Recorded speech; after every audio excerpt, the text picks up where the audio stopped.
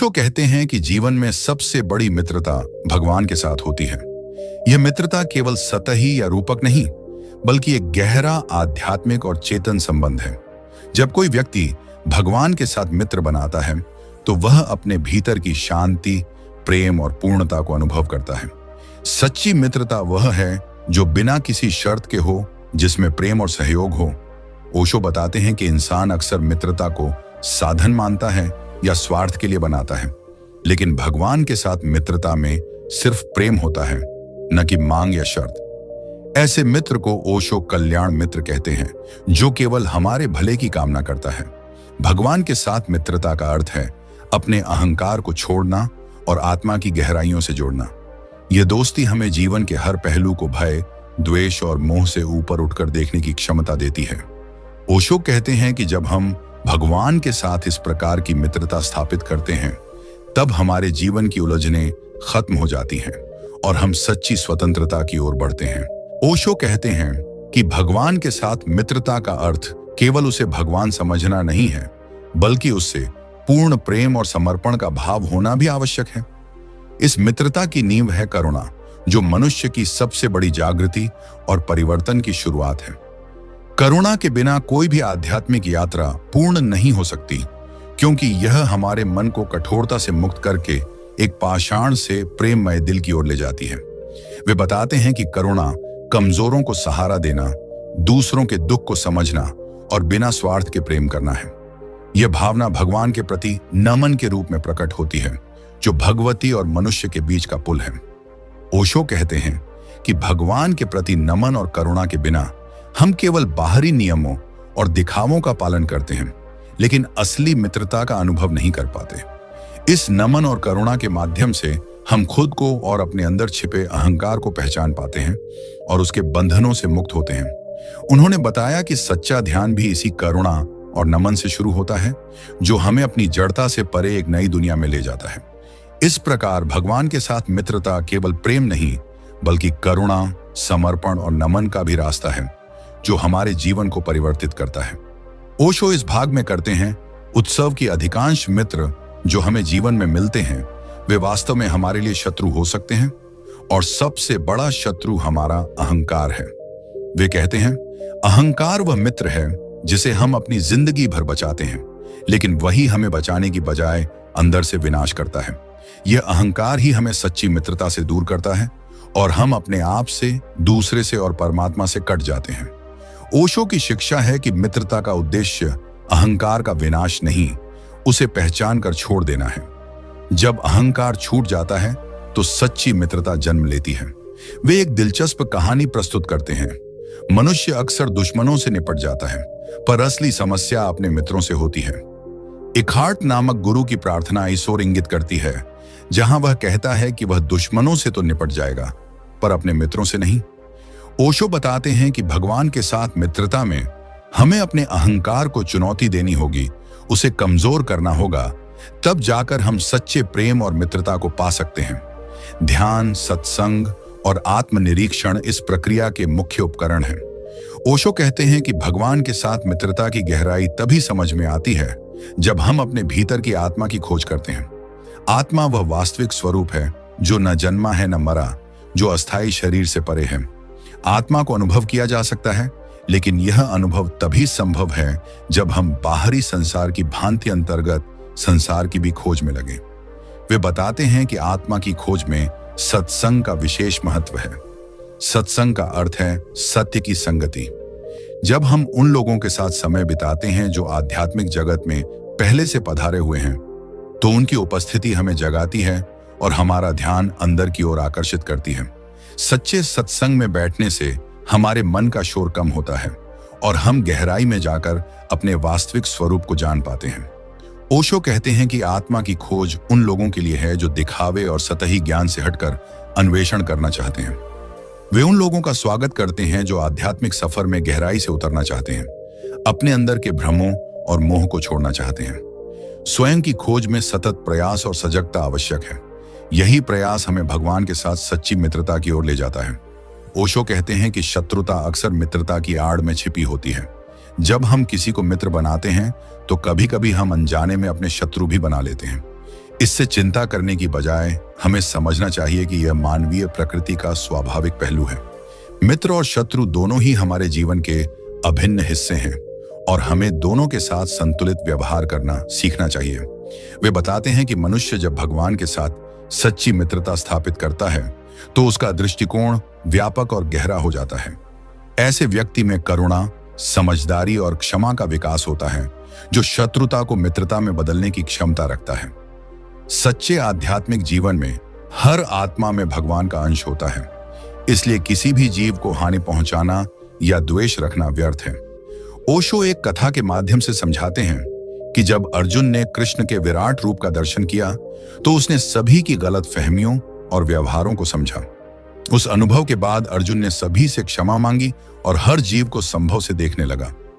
यह क्षमा और संभव ही भगवान के साथ सच्ची मित्रता का परिचायक है।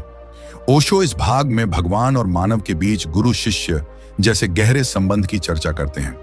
वे बताते हैं कि कृष्ण और अर्जुन के बीच जो संवाद है वह केवल गुरु शिष्य नहीं बल्कि दो मित्रों के बीच का है। यह संवाद मित्रता की दूसरी परतों को प्रकट करता है। कृष्ण अर्जुन को न आदेश देते हैं न मजबूर करते हैं, बल्कि समझाते, मनाते और सहयोग करते हैं। यह अलगाव, प्रेम और सम्मान की प्यारी भाषा है जो गुरु शिष्य संबंध को भी दोस्ती का रूप देती है। इस बातचीत से अर्जुन को जीवन की गूढ़ बातें समझ आती हैं, जो एक व्यक्ति को संसार की उलझनों से निकालकर आध्यात्मिक रास्ते पर ले जाती है। ओशो कहते हैं कि यह मित्रता ही वह आधार है जिस पर अर्जुन जैसे अनेक शिष्य अपने जीवन का उद्देश्य खोज पाते हैं। गहरे मित्रता के इस रिश्ते का उद्देश्य केवल ज्ञान देना नहीं बल्कि जीवन में प्रगाढ़ता, स्वतंत्रता और प्रेम भरना है। वे यह भी बताते हैं कि शिष्य और गुरु का यह संवाद नूतन होता रहता है, क्योंकि जीवन और चेतना का विकास अनवरत चलता रहता है। इसीलिए स्थिर विज्ञानी के बजाय ये दोस्ताना संवाद जिज्ञासा, प्रश्न और उत्तर से भरे होते हैं। ओशो कहते हैं कि सच्ची मित्रता में प्रेम का जो स्थान है वह अनुपम और अनमोल है। प्रेम केवल एक भावना नहीं बल्कि आत्मा का वह संचार है जो एक दूसरे की सीमाओं को पार करता है। जब दो लोग वास्तव में मित्र होते हैं तो वे एक दूसरे के जीवन में सकारात्मक ऊर्जा लाते हैं और सच्चा प्रेम उनकी मित्रता का आधार होता है। ओशो बताते हैं कि प्रेम में कोई स्वार्थ या अपेक्षा नहीं होती। सच्चा प्रेम एक गहरा दायित्व है जिसमें हम बिना किसी शर्त के अपने मित्र का सम्मान और सहयोग करते हैं। प्रेम ही हमें अहंकार से मुक्त करता है और हमारे संबंधों को सच्चाई के करीब ले जाता है। वे एक सरल उदाहरण देते हैं। दो मित्र नदी पार कर रहे थे। यदि वे साथ हैं तो कठिनाइयों को पार करना आसान हो जाता है। यह मित्रता का संयोजन, प्रेम और सहयोग का प्रतीक है। ओशो कहते हैं, जो मित्र तुम्हें उड़ने की आजादी देते हैं वही सच्चे मित्र हैं। ऐसे मित्र हमें बांधने नहीं बल्कि हमारे व्यक्तित्व और आत्मा को फूलने फैलने का अवसर देते हैं। ओशो बताते हैं कि भगवान के साथ मित्रता केवल ज्ञान या भावनाओं का मेल नहीं है बल्कि एक गहरा भक्ति और समर्पण भी है। भक्ति का अर्थ है स्वयं को पूरी तरह भगवान को सौंप देना, अपने अहंकार, सीमित चिंताओं और इच्छाओं को त्याग देना। यह समर्पण निरपेक्ष होता है जिसमें कोई अपेक्षा नहीं होती, केवल प्रेम और विश्वास होता है। भक्ति और समर्पण हमें हमारे अंदर की गहराइयों तक ले जाते हैं जहां हमें भगवान का वास्तविक अस्तित्व अनुभव होता है। ओशो कहते हैं कि भक्ति वह प्रकाश है जो हमारे मन के अंधकार को दूर करता है और हमें साक्षात्कार की ओर ले जाता है। वे बताते हैं कि सच्ची भक्ति में पूजा या संस्कारों से बढ़कर आत्मा का जागरण महत्वपूर्ण है। भगवान को मंदिर या मूर्तियों में देखने की बजाय हमें अपने भीतर के मंदिर को सजाना होता है। भगवान के साथ मित्रता में यह अंतर्निहित भक्ति हमें जीवन की हर परिस्थिति में समरसता और शांति देती है। ओशो कहते हैं कि समर्पण भी साथी की तरह है जो हर समय हमारा सहारा बनता है। यह समर्पण हमें विनम्रता सिखाता है जो सभी आध्यात्मिक यात्राओं की नींव है। ओशो इस भाग में बताते हैं कि भगवान के साथ सच्ची मित्रता तभी संभव है जब हम अपने विचारों के बंधनों से ऊपर उठें। वे कहते हैं कि मनुष्य जीवन में बहुमूल्य क्षणों को खो देता है क्योंकि वह अपने विचारों के साथ उलझा रहता है। वास्तविक मित्रता में मन की चंचलता नहीं बल्कि शांति और सजगता होनी चाहिए। ओशो ने उदाहरण दिया कि रविंद्रनाथ टैगोर एक पूर्णिमा की रात किताब पढ़ रहे थे, लेकिन किताब छोड़कर उन्होंने चांदनी की शांति को महसूस करना बेहतर समझा। यह उदाहरण हमें यह समझाता है कि सच्चा ज्ञान शब्दों में नहीं, अनुभव में होता है। भगवान के साथ मित्रता उस शुद्ध और शांत अनुभव से जन्म लेती है जो विचारों से परे है। वे कहते हैं कि विचार दुनिया में झगड़े और आध्यात्म की उलझनों का कारण बनते हैं। जब हम विचारों से ऊपर उठते हैं तो हम समता और वास्तविक प्रेम का अनुभव करते हैं, जो केवल सच्ची दोस्ती को जन्म देता है। ध्यान और आत्मनिरीक्षण के माध्यम से ही हम अपने अंदर की चुप्पी और शांति को पा सकते हैं, जो भगवान के साथ मित्रता की नींव है। ओशो इस भाग में गीता के संवाद पर विस्तार से विचार करते हैं, जो भगवान कृष्ण और अर्जुन के बीच मित्रता का अद्भुत उदाहरण है। वे बताते हैं कि कृष्ण और अर्जुन केवल गुरु शिष्य नहीं, बल्कि सच्चे मित्र भी थे। इस मित्रता में प्रेम, सम्मान और विश्वास की अनुभूति होती है। ओशो कहते हैं कि अर्जुन ने कृष्ण को दोस्त समझा, उनकी हर बात सुनी, लेकिन जब कृष्ण ने कहा कि सर्वधर्मान परित्यज्य मामेकम शरणम तज, सब धर्मों को छोड़कर मेरी शरण में आओ, तब अर्जुन असहज हुआ। यह बदलाव मित्रता में नया आयाम था, जहां मित्र की छवि गुरु की छवि में बदल गई। अर्जुन ने कृष्ण से विनम्रता से आग्रह किया कि वह अपना विराट रूप दिखाएं ताकि वे विश्वास कर सकें। यह उनकी गहरी दोस्ती और भरोसे का प्रतीक था। ओशो इस संवाद को जीवन के आध्यात्मिक संघर्ष का प्रतिनिधि मानते हैं, जहां हमें अपनी पुरानी धारणाओं को छोड़कर नए अनुभवों को स्वीकारना होता है। वे बताते हैं कि यही परिवर्तन भगवान के साथ मित्रता को सशक्त, जीवंत और गहरा बनाता है। अंत में ओशो कहते हैं कि असली मित्रता वही है जहां दोनों पक्षों में पारदर्शिता, सम्मान और खुलापन हो। यह केवल बाहरी रिश्तों या सामाजिक बंधनों से ऊपर उठकर आत्मा का गहरा मेल होती है। ओशो इस हिस्से में कृष्ण और सुदामा की मित्रता को लेकर गहरे आध्यात्मिक और मानवीय भावों की चर्चा करते हैं। वे बताते हैं कि मित्रता केवल सामाजिक संबंध या स्वार्थ नहीं होती, बल्कि इसमें सच्ची प्रेम और आत्मीयता होनी चाहिए। सुदामा जैसा मित्र अपने हृदय की सच्चाई लेकर जब कृष्ण के पास जाता है, तो कृष्ण का उत्तर प्रकृति की आवाज की तरह होता है, 7 गुना प्रेम और सम्मान। ओशो कहते हैं कि कृष्ण की प्रतिक्रिया उस गहराई का परिचय है जो सच्चे मित्रत्व की होती है। यह मित्रता सूरत नहीं, स्वरूप और भावना की होती है। सुदामा के दिल की आवाज को कृष्ण ने ऐसे स्वीकार किया जैसे प्राकृतिक प्रतिध्वनि अपने मूल स्वर को विशाल करता है। वे समझाते हैं कि यह कहानी हमें सिखाती है कि भगवान के साथ मित्रता में दिल की स्वच्छता, भक्ति और निस्वार्थ प्रेम महत्वपूर्ण होते हैं। साथ ही सच्चा मित्र वही होता है जो सीमाओं को पार कर हमारे अंदर के सर्वोत्तम भावों को जागृत करता है। इस मित्रता के माध्यम से ओशो बताते हैं कि हम अपने जीवन में सच्चे प्रेम, करुणा और सहिष्णुता को प्रकट कर सकते हैं, जिससे हमारा आध्यात्मिक विकास संभव होता है। ओशो इस भाग में गुरु शिष्य के संबंध की जटिलताओं और गहराइयों पर प्रकाश डालते हैं। वे बताते हैं कि गुरु वह होता है जो शिष्य के भीतर छिपे ज्ञान और प्रेम को जागृत करता है, पर गुरु शिष्य का बंधन केवल विचारों या ज्ञान तक सीमित नहीं होता। यह हृदय का संबंध होता है जिसमें शिष्य पूरी तरह से गुरु के रंग में रंग जाता है, जैसे नदी समुद्र में मिल जाती है। ओशो कहते हैं कि गुरु के पास जाने का अर्थ है अपने सारे अहंकार, खुद की सीमाएं छोड़ना और एक नया जन्म लेना। शिष्य की सच्ची परीक्षा तब होती है जब वह गुरु के विचारों में नहीं, बल्कि गुरु की चेतना में समाहित हो जाता है।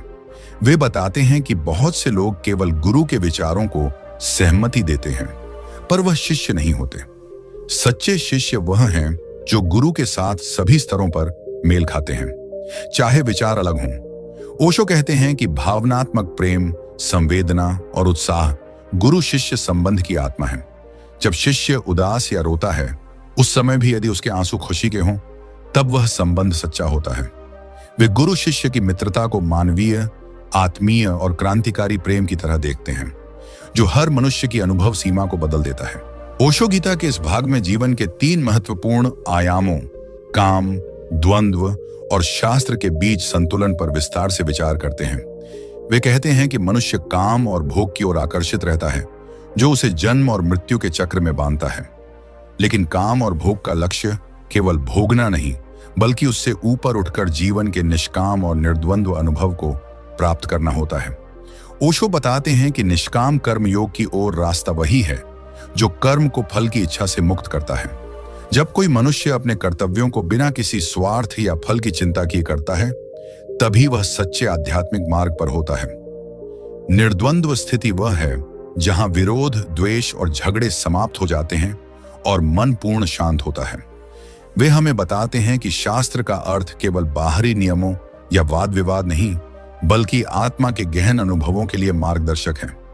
शास्त्र हमें जीवन की गहराई और सत्य की ओर निर्देशित करते हैं, पर उनका उद्देश्य कहीं भी कठोर बंधनों में बांधना नहीं होता। ओशो कहते हैं, जो काम, द्वंद्व और शास्त्र के पार जाकर स्वयं के अनुभव की ओर बढ़ता है, वह सच्चा आध्यात्मिक व्यक्ति कहलाता है। ओशो गीता के इस भाग में कर्म की गहरी समीक्षा करते हैं और कहते हैं कि व्यक्ति को अपने कर्मों के फल की चिंता नहीं करनी चाहिए। कर्म करने का अधिकार केवल कर्म करने में है, फल की प्राप्ति में नहीं। जो कर्म फल के लिए कर्म करता है, वह कर्म से बंध जाता है और उसी बहस में जीवन उलझता चला जाता है।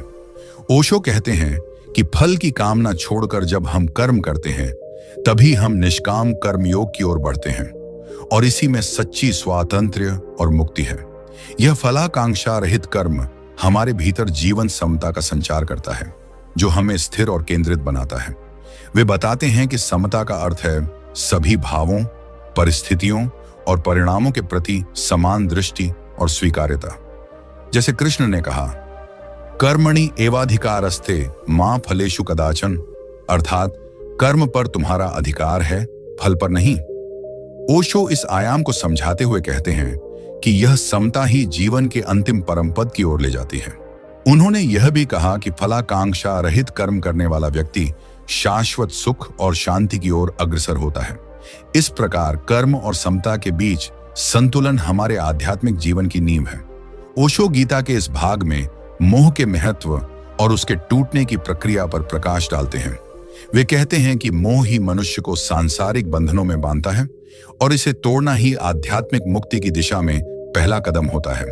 मोह का अर्थ है वासनाओं, अपेक्षाओं और सांसारिक लालसाओं का सन्निवेश, जो हमें सत्य और आत्मा से दूर करता है।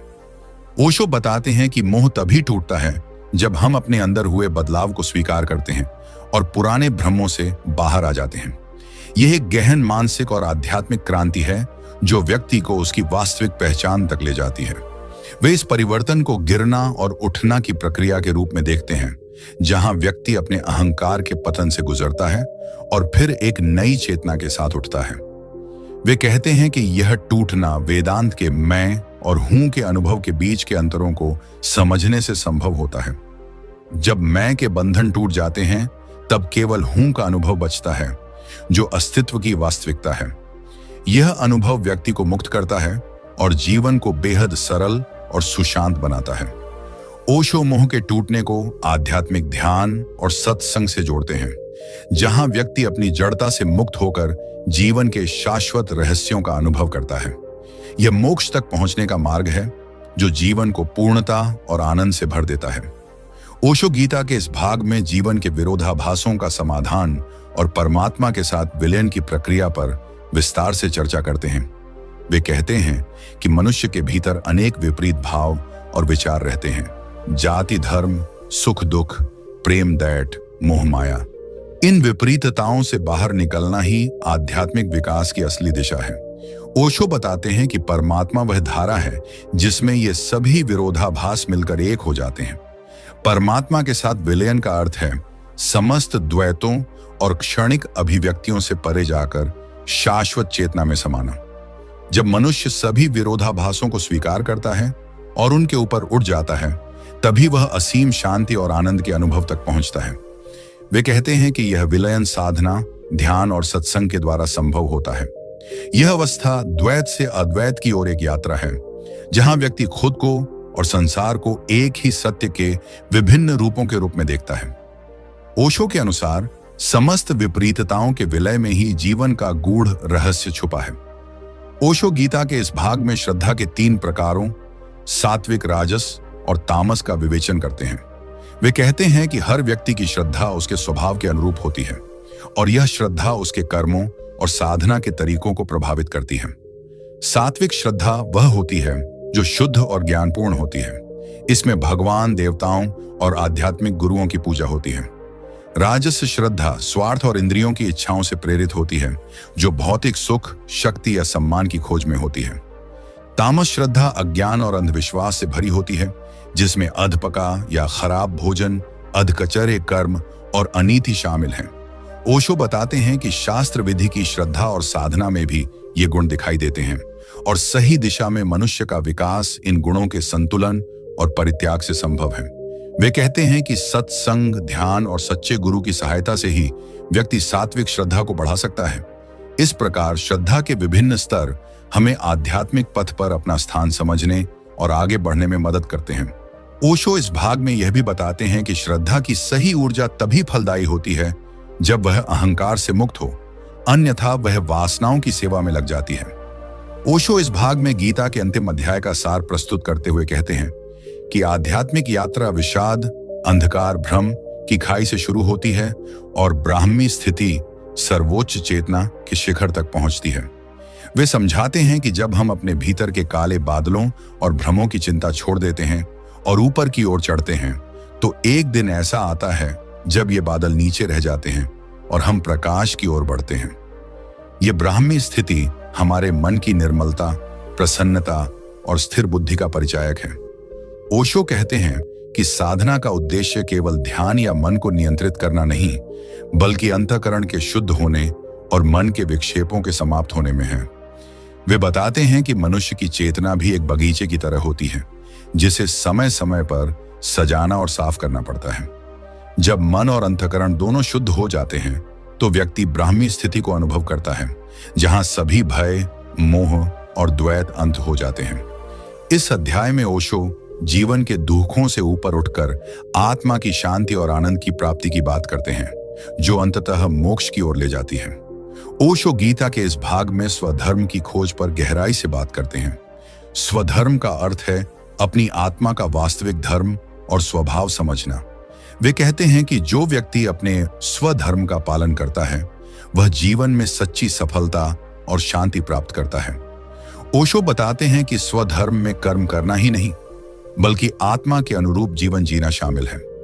उन्होंने कहा कि कभी कभी लोग दूसरों के धर्म या मार्ग को देखकर अपनी राह छोड़ देते हैं, जबकि हर व्यक्ति का पथ अनूठा होता है।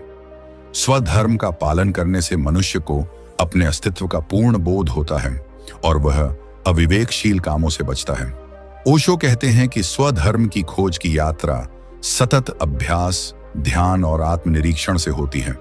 जो व्यक्ति अपने अंदर झांकेगा, अपनी गहराइयों से जुड़ेगा, वह अपने स्वधर्म का एहसास कर पाएगा।